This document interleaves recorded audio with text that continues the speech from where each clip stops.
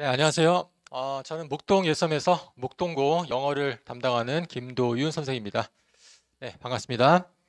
음, 일단 우리 고1 학생들 목동고 입학 진심으로 축하드리고요. 음, 고등학교 선택하실 때 이런 고민 많이 하셨죠? 좀 빡세지만 분위기 좋은 학교로 갈 것인가? 아니면 내신 따기 쉬운 학교로 갈 것인가? 고민 많이 하셨을 텐데, 제 개인적인 생각으로는 분위기 좋은 학교가 좀 좋지 않을까 생각을 합니다. 왜냐하면 우리 학생들이 또래랑 분위기 영향을 굉장히 많이 받습니다. 그래서 분위기 좋은 학교 가면은 공부를 굉장히 열심히 해서 설령 내신이 좀 안 좋다 하더라도 나중에 정시로라도 충분히 좋은 대학 갈 수 있는데, 좀 그렇지 않은 학교 가면은 휩쓸려 가지고 공부 안 해서 이도 저도 안 되는 경우가 굉장히 많더라고요. 자, 그런 면에서 목동고 입학 잘 하신 거고요. 네, 축하드립니다. 1학년 때는 내신에 올인하는 게 맞죠. 그래서 이 짧은 영상에서 목동고 영어 내신 문제 분석을 하고 제 수업 어떻게 진행할 것인지에 대해서 간략히 말씀드리도록 하겠습니다. 자, 일단 안내에 따라서 요 설명에 자료를 좀 출력을 하셔야 될 것 같고요. 글씨가 작아서 잘 안 보입니다. 네, 자료를 보시면 이 페이지는 강사 소개가 있습니다. 자, 요 부분은 뭐 개인적으로 봐주시면 되실 것 같고요. 자, 3페이지에 목동 고등학교 영어 내신부터 설명을 좀 드릴게요. 네. 일단 1학년 주요 과목 단위수입니다. 주요 과목 단위수가 4단위로 전부 동일하고요. 그 다음에 작년 1학년 주요 과목 평균을 비교한 표인데요. 영어가 63.1로 수학 다음으로 낮죠. 굉장히 어렵다는 얘기입니다. 제가 목동 지역에서 강의 오랫동안 했는데 목동고 영어가 가장 어려운 것 같습니다. 그 다음에 표준 편차 보시면 20.2로 가장 높죠. 자, 이 말은 학생들의 점수 폭이 굉장히 넓다, 다양하다라는 말씀이고요. 그 다음 영어 등급 컷과 등급별 인원입니다. 문제는 굉장히 어려운데 등급 커트라인은 굉장히 높죠. 3등급부터 90점 이상입니다. 목동고가 중간고사와 기말고사보다 조금 쉽거든요. 그래서 중간고사 등급 컷이 더 높습니다. 그래서 제 기억으로는 작년 1학기 중간고사 등급 컷이요, 3등급 컷이 92였던 것으로 기억을 합니다. 그래서 객관식 다 맞아도 서술형 3점짜리 3개 틀리면 4등급이 되는 그런 황당한 사태가 발생을 했었죠. 그리고 목동고에 영어 잘하는 학생들이 많기 때문에 모의고사 1등급이 거의 100명이거든요. 그래서 모의고사 1등급도 뭐 4등급 이하 되는 일이 굉장히 비일비재합니다. 그래서 우리 부모님 학생분들, 나 중학교 때 고등학교 영어 모의고사 풀어도 1등급 맞았어, 이렇게 자신하면서 안일하게 대비하시면 굉장히 내신 점수에 충격 받으실 수 있다라고 말씀을 드리고요. 그러면 문제가 어떻길래 이렇게 난리냐? 자, 문제 분석을 좀 해볼게요. 우선 목동고 1학년 내신 영어 특징 5가지를 뽑아봤습니다. 자, 첫 번째, 시험 범위가 무지무지 많습니다. 자, 밑에 시험 범위 보실게요. 교과서 2교과가 들어가는데 여기서는 4문항에서 5문항밖에 출제가 안 되고요. 그 다음 모의고사 1개가 들어가는데 듣기 빼고 뭐 도표, 장문독해 빼고 약 25지문이 포함이 됩니다. 그 다음 목동고는 독해 프린트가 있습니다. 약 8지문에서 12지문 포함이 되는데요. 기말고사가 시험 범위가 조금 많거든요. 그래서 중간고사 때는 8지문, 기말고사 때는 12지문이 보통 포함이 되고요. 2학년 때 되면 더 많아질 수 있습니다. 그래서 모의고사랑 독해 프린트에서 14문항에서 17문항이 출제가 되니까 비중이 굉장히 높죠. 특히 독해 프린트의 지문은요, 거의 다 나오신다고 보시면 됩니다. 네, 나온다고 보시면 됩니다. 네, 그래서 프린트만큼은 굉장히 꼼꼼하게 보셔야 될 것 같고요. 그 다음 학교 단어 프린트가 있습니다. 150에서 200단어가 포함되는데요. 기말 때가 조금 더 많습니다. 2학년, 3학년 이렇게 올라가면서 더 단어 수는 높아지고요. 그 다음에 듣기는 보통 수행평가로 보고 있고요. 2학년 때 되면 CNN 듣기라고 따로 시험을 보는 경우가 있습니다. 그 다음 마지막으로 외부 지문이 4문항에서 5문항 꼭 출제가 됩니다. 네, 그 다음에 이제 특징 두 번째 보실게요. 서술형 문항수가 굉장히 많고요. 자, 밑에 유형 분석 보세요. 서술형이 무려 10문제입니다. 그리고 부분 점수 없는 문제가 많기 때문에 스펠링 하나만 틀려도 3점이 그냥 날아갑니다. 그 다음 세 번째 특징입니다. 변형 지문과 외부 지문에서 많이 출제가 된다. 여기 말씀드렸죠. 그래서 목동고는요. 시험 범위를 완벽하게 다 외워도 기본 실력이 없으면 절대 1, 2등급을 맞을 수가 없겠죠. 그 다음 4번 문제 유형이 매우 다양하고요. 5번 그럼에도 불구하고 1, 3등급 컷이 무지 높다. 자, 말씀드렸습니다. 자, 유형 분석 조금 더 보실게요. 객관식이 18문제 50점 배점이고요. 서술형이 10문제 30점 배점입니다. 수행에서 20점 들어가고요. 객관식은요. 수능에서 나오는 유형입니다. 그 목동고만의 특징은 뭐냐면 문법 문제가 굉장히 많이 나오죠. 그렇죠? 그 다음에 서술형 보시면 영작 문제가 많이 나오고요. 역시 문법이 많이 나옵니다. 네. 자, 그러면 보통 학생들이 어렵게 느끼는 등급을 결정짓는 킬러 문항이 뭘까요? 네, 첫 번째가 문법, 두 번째가 영작이겠죠? 자, 세 번째가 요 어휘 프린트, 어휘 문제가 되겠습니다. 그 다음에 외부 지문 많이 나오는 거, 그 정도가 킬러 문항이 될 텐데, 자, 그러면 지금부터 기출 문제 보시면서 조금 자세히 킬러 문항 설명을 드릴게요. 자, 첫 번째 킬러 문항은 영작 문제입니다. 목동고 영작 문제는 이렇게 두 가지 유형이 나옵니다. 첫 번째는 해석과 주어진 조건이 전혀 없고요. 이 주어진 단어의 순서를 적절하게 배열해서 문맥에 맞는 문장을 완성하는 그런 문제가 되는데 거의 대부분 주제문에서 출제가 됩니다. 그래서 제가 이 문제는 주제문 영작 문제라고 이름을 붙여봤고요. 그 다음에 조건 영작 문제라고 하는 거는요. 해석과 주어진 조건이 주어지고요. 요거에 맞게 주어진 단어를 적절한 순서로 배열하는 건데 여기 조건 두 번째 보실게요. 어법에 맞게 변형해라 이렇게 써 있죠.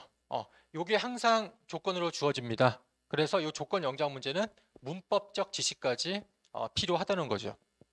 자, 어떻게 대비할까요? 일단 기본적으로 한국인들이 영작을 어려워하는 이유가 영어랑 한국어는 어순이 반대라는 점이죠. 한국어는 중요한 말이 어디 나오죠? 맨 뒤에 나오죠. 앞에 구체적 내용이 나오고 영어는 반대입니다. 그래서 영작이 어려워지기 때문에 일단 기본적인 영작법을 숙지하고 꾸준한 연습을 통해서 그 영어의 그 독특한 어순에 익숙해지는 게 기본이 되겠고요. 그 다음에 그 영작 문제는 아무 문장에서 나오는 게 아니죠.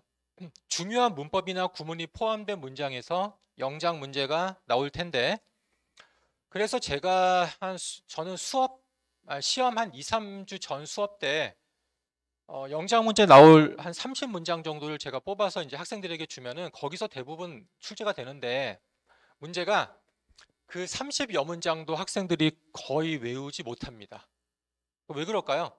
영어 문장은 그냥 무조건 외우면 안 외워집니다. 주어 동사 목적어 보어 그 다음 청크 덩어리죠. 청크 그런 문장의 구조를 파악해야 외워지기 때문에 이 영작 문제를 풀기 위해서는 구문 실력도 필수다 라는 거죠. 자, 그래서 정리하면 기본 문법 구문 영작법을 숙지한 상태에서 중요한 구문 문법 문장 특히 주제문은 필수 암기를 해야 되겠죠. 자, 두 번째 킬러 문항 문법 문제입니다. 목동고에선 문법 문제가 굉장히 많이 나오죠. 우선 객관식 문법 문제는요. 수능 유형입니다. 밑줄 5개 중에서 틀린 어법 찾는 문제인데요. 문법은요. 세세한 것까지 묻기 때문에 암기로는 해결이 안 되죠. 그래서 기본적인 문법 실력으로 풀 수밖에 없다는 거고요.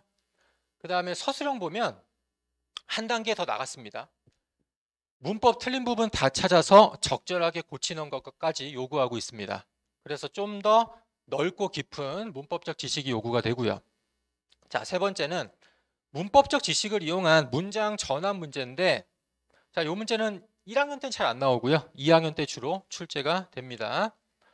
자, 정리하면 문법 문제는 기본적 문법 실력으로 풀 수밖에 없다. 그런데 중학교 문법 시험이랑 다르게 고등학교 문법 시험은 문법의 전 범위에서 출제가 되기 때문에 방학 때 특히 고교 영문법 전 범위 정리하는 게 반드시 필요하다. 이 토대 위에서 본문의 중요 문법은 완벽하게 정리해야겠죠. 그리고 아까 말씀드렸죠. 외부 지문이 4문제에서 5문제 나오는데 이 문법 문제에서도 외부 지문이 꽤 나옵니다. 그래서 더더욱 탄탄한 문법 실력이 필요하다는 거죠. 자, 세 번째로 가실게요. 어휘 프린트 문제입니다. 자, 요거는 약 3-4문제가 출제가 되고요. 어휘 프린트 단어가 몇 개라고요? 약 150개에서 200개인데 뭐 별로 많지 않은 것 같죠? 그리고 문항수도 적고. 근데 왜 킬러 문항이냐? 자, 문제를 보시면 예문에서 주로 출제가 됩니다. 객관식 서술형에서. 그래서 예문도 단어 수만큼 암기를 해야 된다는 거죠. 그 다음에 두 번째 그 서술형 예문 빈칸 문제 보시면 괄호 속에 있는 단어가 유의어입니다. 요거랑 비슷한 단어를 쓰는 겁니다. 그래서 유의어까지 다 암기를 해야 되겠죠. 그 다음 세 번째 문제는 영영 의미 문제입니다. 자, 이 문제는 단어의 첫 글자랑 스펠링 수가 주어지고요. 요 밑에 주어진 영영 의미에 맞게 단어를 채우는 문제인데요. 문제는 영영 의미는 프린트에 없습니다. 학교에서 가르치지 않습니다. 그래서 개인적으로 정리하고 암기를 해야 되는데, 물론 뭐 제 수업 들으시는 학생분들에게는 제가 그 영영 의미 정리한 자료물을 나눠줘서 외우게 하죠. 그래도 150개니까, 그렇죠? 영영 의미 150개 외우는 게 간단치 않은 일이죠.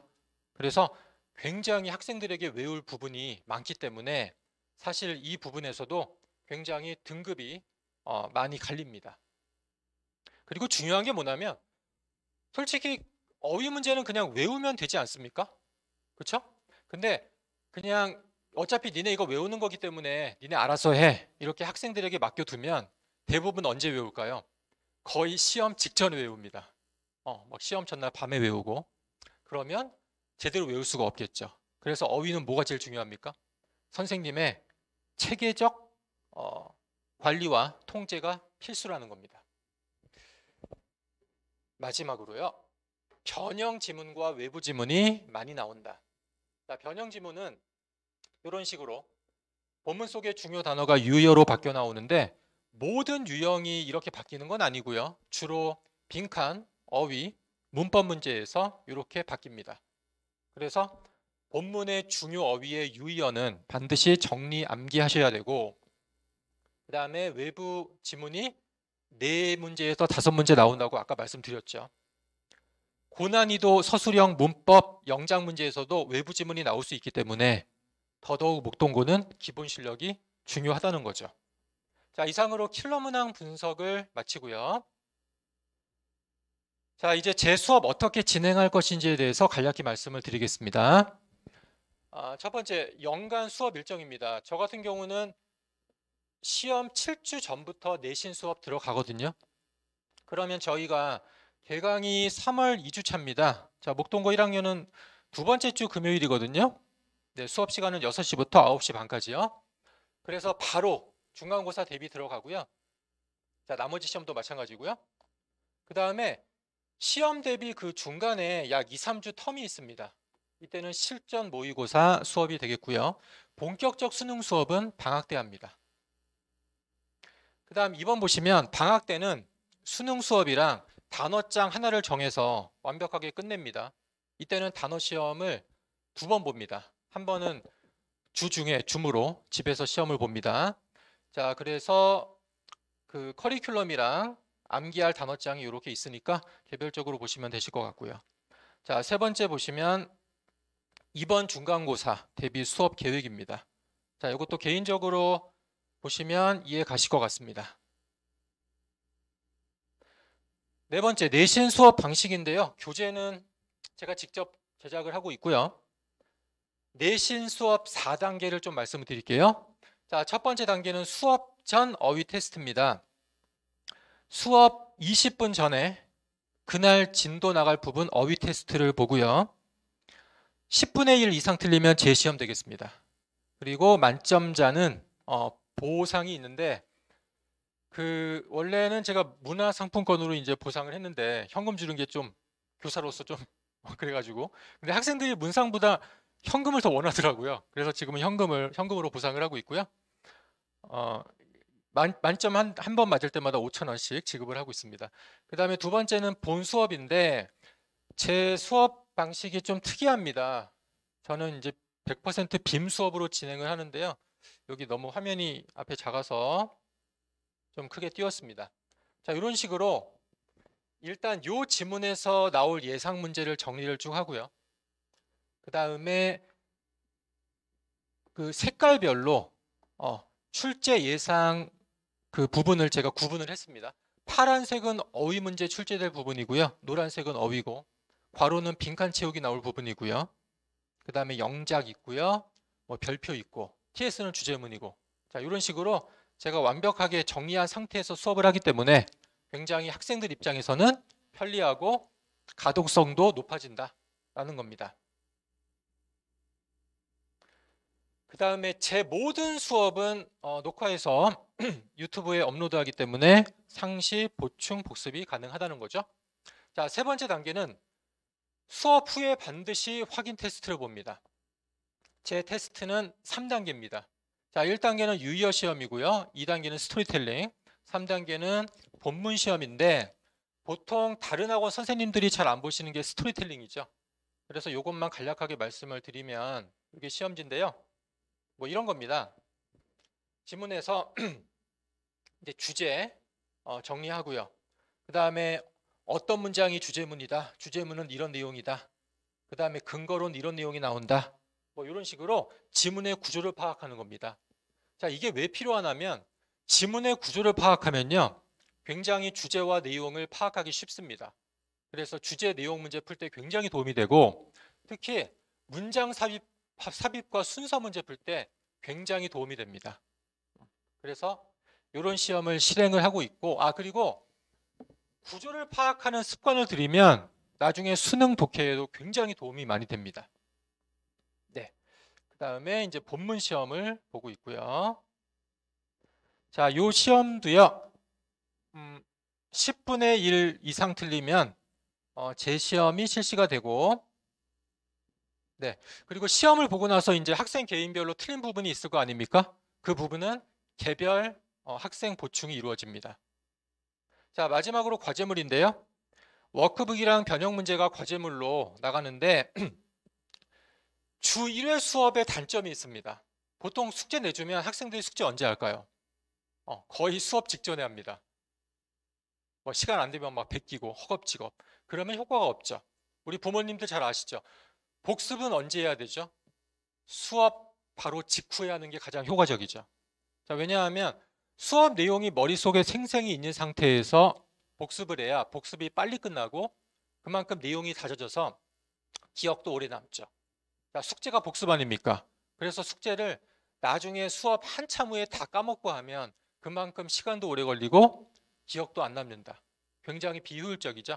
그래서 저는 중간 점검을 주중에 합니다. 카톡으로. 이것도 이제 선착순에 따라서 현금 보상이 있습니다. 자, 이런 식으로 수업을 진행하고 있고요. 마지막으로 제 수업 특징 설명드리고 마무리하겠습니다.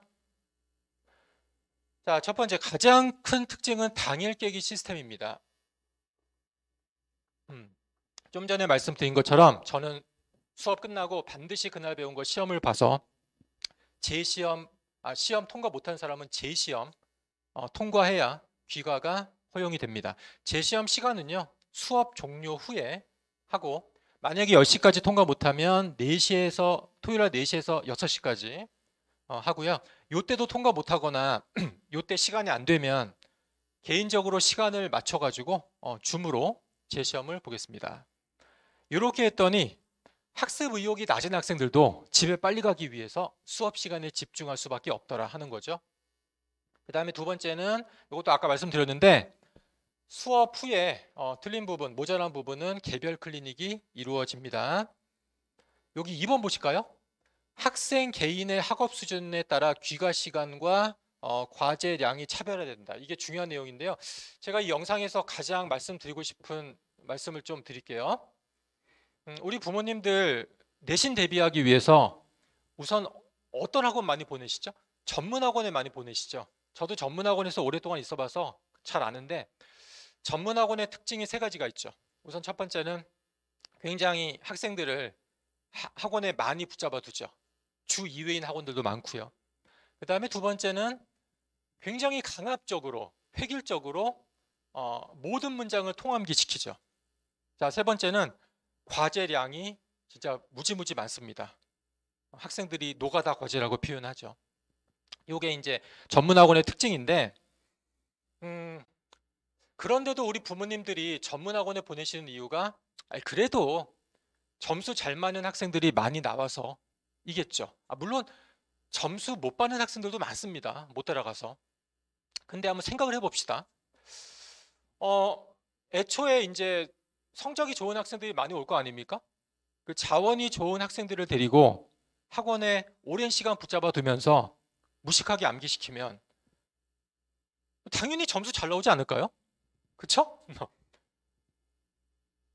솔직히 학생 전체 인원 대비 고득점 그 학생 대비 비율을 따져보면 그리 높지는 않습니다. 네. 제가 생각하는 진짜 문제는 뭐냐면요. 학생 수준에 상관없이 상위권 학생들도 그렇게 무식하게 시킨다는 거죠. 제 경험을 잠깐 말씀드리면 저는 지금 현재 수지고와 목동에서 목동고 진명여고 이렇게 세 학교를 지금 담당하고 있는데 수지 지역에서는 땡땡 어학원이 굉장히 인기입니다. 그래서 대부분 이제 1학년 때 그 학원을 많이 가는데 1학년 2학기 때부터 이제 전문 학원에서 이런 컴플레인 하는 학생들이 많이 나오죠. 내가 이렇게까지 영어에 많은 시간을 투자해야 되냐? 다른 과목에 너무 피해가 된다.